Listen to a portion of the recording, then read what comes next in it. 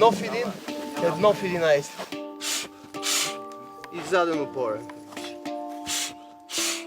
Работиме съвсем базови неща, чиято цел е хората да се отпуснат и да просто да се опознаят с оръжието си. Логично е, че ние не можем да станем майстори за 1 или 2 дни, но смятам, че това ще е полезно за работа. Истинското оръжие просто лъха на история и на автентичност. Почти няма реплика, която може да го замени. Значи мисълта ви да е тук като тънка червена линия по острието. Това да ви е мисълта. Закована тук просто. Това е светлината, която ви води. Изстрела трябва да бъде продължение на мисълта. Значи всеки трябва да възпроизведе изстрел и с пистолет, и с пушка. Ти трябва да си познаваш оръжието. Подхождаш, избираш го, отстрелваш го и изчезваш назад в гората. Това искам да го направите. Изстрел. Няма да гледате механизми. Няма да си гледаш цървулици долу. Гледаш си цифта към противника. Назад се прибираме. Зареждай, прикликни. Противник.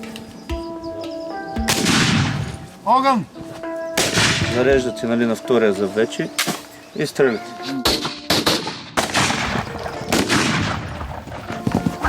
Готино е, че се научих да стрелям с предно пълнеща пушка, обаче когато я държиш на рамото си 2 часа, не е особено забавно.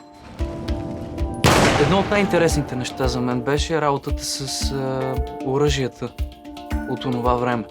Всичките актьори във филма, когато са в кадър, всеки един от тях знае всяко нещо в неговия силях, в неговия пояс, за какво служи. Оръжията са портрет на боеца. Затова ги избирахме според характера на всеки персонаж. В целият тренировъчен лагер ги карахме да бъдат, всеки да си избере оръжие и да бъде непрекъснато с него, както като един истински хайдутин е живял с оръжието си и се грижил за него. Се доближим до бита на тези хора. Всеки имаше своите кризи, мисля, че просто без изключение. В тренировъчния лагер си беше казармичка от всякъде. Излизаха рукцата на този и на онзи. След обедите бяхме в нежните ръце на актрисата Цвета Балийска. Занимания с психодрама, поглед в миналото, поглед в детството и в мечтите и оттам изграждане на взаимоотношенията в групата. Както на актьорите, така и за треньорите ни, които правиха първите си актьорски упражнения.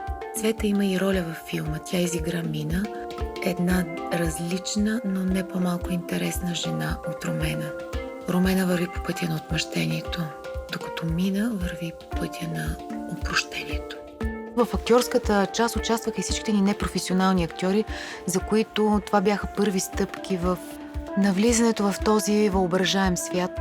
Всеки от актьорите споделяше неща за себе си, които си остават така тайна.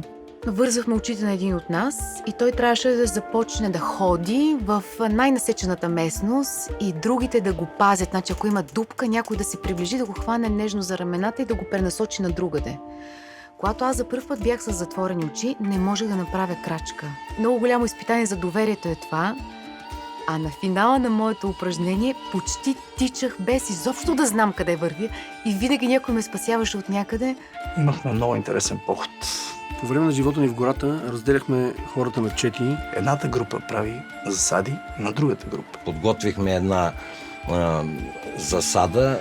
В край на краищата в тази битка, на тази мисия, победиха вехтите войводи като по-хитри. Да си правят колиби от листа, да се дебнат един друг, да си правят капани. Ако ти искаш храна, трябва да заснемеш диво животно и после да покажеш на инструктора дивото животно.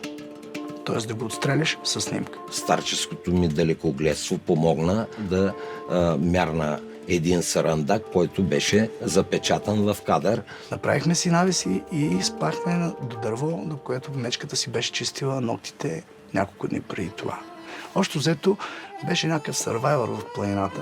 Със сигурност по време на тренировъчния лагер натрупахме някаква биография на тези хора.